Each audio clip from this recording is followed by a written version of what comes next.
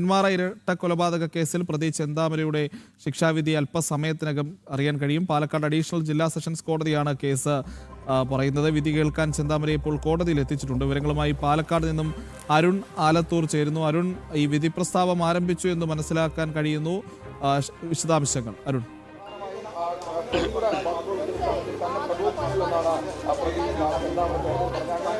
പ്രജിത്ത്, നെന്മാറ ഇരട്ട കൊലപാതക കേസിൽ ശിക്ഷാവിധി പ്രസ്താവം പാലക്കാട് ജില്ലാ അഡീഷണൽ സെഷൻസ് കോടതിയിൽ ആരംഭിച്ചിരിക്കുകയാണ്. ഇന്നിപ്പോൾ രണ്ടാമത്തെ കേസായിട്ടാണ് ഈ കേസ് കോടതി പരിഗണിച്ചത്. കോടതി ഇപ്പോൾ ഈ വിധി പ്രസ്താവത്തിലേക്ക് കടന്നിരിക്കുകയാണ്. അതിൽ ആദ്യം ചെന്താമര ഈ ഒരു കൊലപാതകം നടത്തിയ സമയത്തും അതിനുശേഷം ഈ കൊലപാതകത്തിന് ശേഷം കഴിഞ്ഞ ദിവസം വിധി ഉണ്ടായ സമയത്തുൾപ്പെടെ, അതായത് ചെന്താമര കുറ്റക്കാരനാണെന്ന് കണ്ടെത്തിയ സമയത്തുൾപ്പെടെ കോടതിയിൽ നടത്തിയ പ്രതികരണങ്ങളൊക്കെ ഈ ശിക്ഷാവിധിയിൽ പറയുന്നു. അതായത് അവന്മാർ വന്നാൽ അവന്മാരുടെ ജീവൻ പോകും, ഞാൻ ഗാന്ധിയല്ല, വന്നാൽ തിരിച്ചടിക്കും, അതുപോലെ അവനവന് വന്നാലേ അറിയുള്ളൂ, ഇങ്ങനെ ഒരു അപകടമൊക്കെ അല്ലെങ്കിൽ ഇങ്ങനെ ഒരു സംഭവം അവനവന് വന്നാലേ അറിയുള്ളൂ, ശിക്ഷ അറിഞ്ഞതിന് ശേഷം ഈ പ്രതി പറഞ്ഞ കാര്യങ്ങളാണ് ഇതൊക്കെ. ഇതെല്ലാം കോടതി വിധി പ്രസ്താവത്തിൽ ഇപ്പോൾ വായിക്കുന്നു എന്നുള്ളതാണ്. അതായത് ഈ ചെന്താമരയ്ക്ക് മാനസിക പ്രശ്നങ്ങളില്ല എന്നുൾപ്പെടെയുള്ള കാര്യങ്ങളൊക്കെ കൃത്യമായിട്ട് തന്നെ കോടതി വിധി പ്രസ്താവത്തിൽ ഇപ്പോൾ കെനറ്റ് ജോർജ് എന്ന ജഡ്ജി വായിക്കുന്നു എന്നുള്ളതാണ്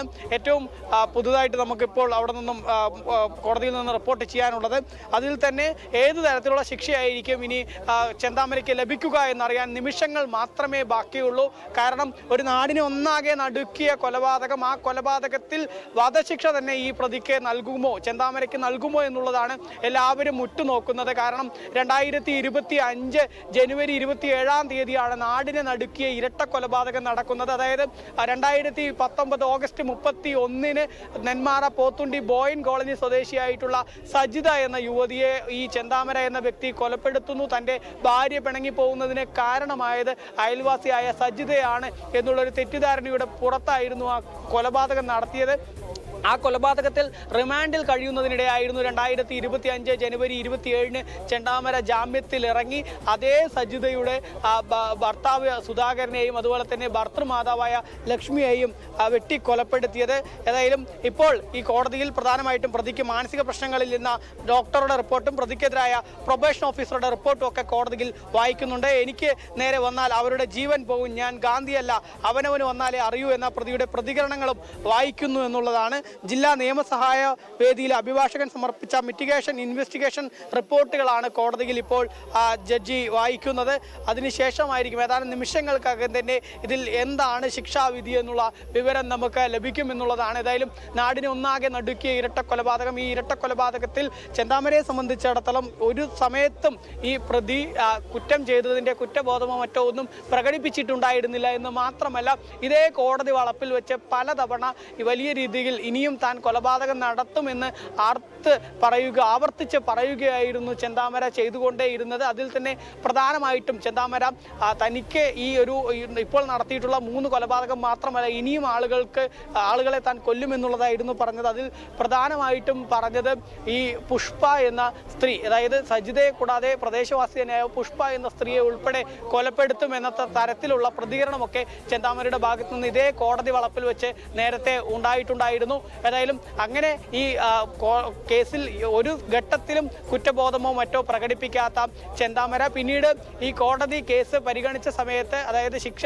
വിധിക്കുന്നതിനായിട്ട് കോടതി ചെന്താമര കുറ്റക്കാരനാണെന്ന് കണ്ടെത്തിയ ദിവസമായിരുന്നു കോടതിയെ പോലും വെല്ലുവിളിക്കുകയും കോടതിയെ പോലും പരിഹസിക്കുകയും ഒക്കെ ചെയ്യുന്ന പ്രതികരണം ചെന്താമരയുടെ ഭാഗത്തു നിന്നുണ്ടായത്. അന്ന് ചെന്താമര പ്രധാനമായിട്ടും പറഞ്ഞിരുന്നത്, ഒരു കരണത്തടിച്ചാൽ മറു കരണം കാണിച്ചു കൊടുക്കാൻ ഞാൻ ഗാന്ധിയല്ല, തനിക്കെതിരെ ആര് വന്നാലും അവർക്കെതിരെ പ്രതികരിക്കുമെന്നുൾപ്പെടെയുള്ള കാര്യങ്ങളായിരുന്നു അന്ന് ചെന്താമര കോടതിയിൽ പറഞ്ഞിരുന്നത്. മാത്രമല്ല കോടതിയോട് തന്നെ പറയുകയുണ്ടായി, അവനവന് വന്നാൽ ഇതിൻ്റെ അവസ്ഥ എന്താണെന്ന് നിങ്ങൾക്ക് മനസ്സിലാവുകയുള്ളൂ എന്ന് തന്നെ കോടതിയെ തന്നെ പരിഹസിക്കുകയും വെല്ലുവിളിക്കുകയും ഒക്കെ ചെന്താമര ചെയ്തിരുന്നു. അതിനുശേഷം ചെന്താമര അന്ന് കുറ്റക്കാരനാണെന്ന് കോടതി കണ്ടെത്തുന്നു.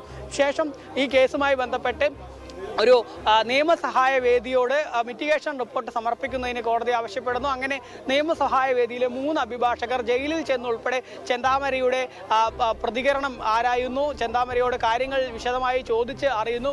അതിൽ ചെന്താമര പറയുന്നുണ്ടായിരുന്ന കാര്യങ്ങൾ എന്നുള്ളത്, അതായത് നേരത്തെ ചെന്താമര സ്വീകരിക്കാത്ത തരത്തിലുള്ള പ്രതികരണങ്ങൾ പിന്നീട് ഉണ്ടായി എന്നുള്ളതാണ്. ആദ്യം അതായത് 2 ദിവസങ്ങളിലായിട്ടായിരുന്നു ഈ കേസുമായി ബന്ധപ്പെട്ട് 14, 15 തീയതികളിലായിട്ടായിരുന്നു നിയമസഹായ വേദി കോടതിയിൽ ജയിലിൽ പോയി ചെന്താമരയുടെ പ്രതികരണങ്ങൾ തേടിയത്. ആ സമയത്ത് ആദ്യ ദിവസം ഈ അഭിഭാഷക സംഘത്തോട് യാതൊരു പ്രതികരണവും നടത്താതിരുന്ന ചെന്താമര പിന്നെ 2ാമത്തെ ദിവസമാണ് തനിക്ക് ഈ ചെയ്ത കുറ്റത്തിൽ കുറ്റബോധമുണ്ട് എന്ന തരത്തിലുള്ള പ്രതികരണം നടത്തിയത്. കുറ്റബോധമുണ്ട് എന്ന് മാത്രമല്ല, തൻ്റെ ഭാര്യയും മകളുമൊക്കെ പിണങ്ങിപ്പോയ സമയത്താണ് ഇങ്ങനെ ഒരു കാര്യം ചെയ്തത്.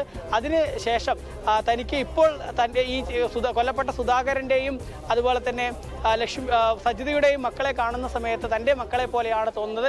ഈ സുധാകരൻ്റെ 2ാമത്തെ മകളെ താൻ നോക്കിക്കോളാം, ജയിലിൽ താൻ ജോലി ചെയ്ത് കിട്ടുന്ന പണം അത് ഈ 2ാമത്തെ മകൾക്ക് കൊടുക്കാം എന്ന തരത്തിലൊക്കെ പ്രതികരിക്കുകയായിരുന്നു ചെയ്തത്. അങ്ങനെ പ്രതിക്ക് ഒന്ന് അനുകൂലം എന്ന് പറയാവുന്ന തരത്തിലുള്ള ഒരു റിപ്പോർട്ടായിരുന്നു മിറ്റിഗേഷൻ റിപ്പോർട്ട് എന്നുള്ളതാണ്. ഏതായാലും ഇപ്പോൾ കോടതിയിൽ ജഡ്ജി ആ മിറ്റിഗേഷൻ റിപ്പോർട്ട് ഉൾപ്പെടെ വായിക്കുന്നുണ്ട് എന്നുള്ളതാണ്. ഏതായാലും ഏതാനും നിമിഷങ്ങൾക്കകം തന്നെ ഈ കേസിൽ എന്തായിരിക്കും വിധി എന്നുള്ളത് ആണെങ്കിലും ശരി, നമ്മൾ എപ്പോഴും നമ്മുടെ ഈ നീതിന്യായ സംവിധാനം എന്നുള്ളത് ഒരു കറക്റ്റീവ് മെഷർ രീതിയിലാണ് പോകുന്നത്.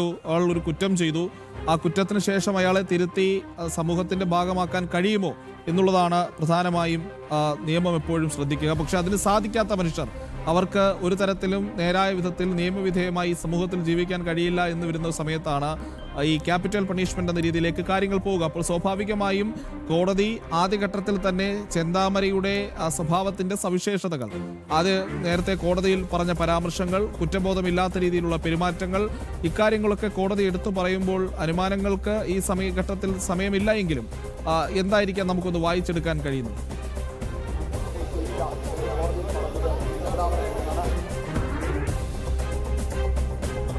ഈ വധശിക്ഷയിലേക്കാണോ കോടതി നീങ്ങുന്നത് എന്നുള്ള സംശയം തന്നെയാണ് ഇപ്പോൾ ഉയരുന്നത്. കാരണം നമുക്കറിയാം, സാധാരണ ഇങ്ങനെ ഈ നിയമസഹായ വേദിയുടെ അഭിഭാഷക സംഘം മിറ്റിഗേഷൻ റിപ്പോർട്ടൊക്കെ ഉൾപ്പെടെ സമർപ്പിക്കുന്നത് സാധാരണഗതിയിൽ ഈ വധശിക്ഷ പോലുള്ള ക്യാപിറ്റൽ പണിഷ്മെന്റിലേക്ക് കാര്യങ്ങൾ എത്തുമ്പോഴാണ്. മുമ്പ് പല കേസുകളിലും കണ്ടിരിക്കുന്നത് അങ്ങനെയാണ്. കാരണം 2022 സുപ്രീം കോടതി വിധി പ്രകാരമാണ് ഇത്തരം നടപടികൾ. പ്രധാനമായിട്ടും ഈ വധശിക്ഷ നൽകുകയാണെങ്കിൽ, ഒരു പ്രതിക്ക് നൽകുകയാണെങ്കിൽ 3 റിപ്പോർട്ടുകൾ പ്രധാനമായിട്ടും വേണം. ഒന്ന്, ഈ ജയിലിൽ ഇയാളുടെ സ്വഭാവം എങ്ങനെയാണ് എന്നത് സംബന്ധിച്ചുള്ള റിപ്പോർട്ട് വേണം. അതുപോലെ ഇയാൾക്ക് ഏതെങ്കിലും തരത്തിൽ മാനസിക പ്രശ്നങ്ങളോ മറ്റോ ഉണ്ടോ തുടങ്ങിയ സൈക്കോളജിസ്റ്റിന്റെ റിപ്പോർട്ട് ആവശ്യമായിട്ടുണ്ട്.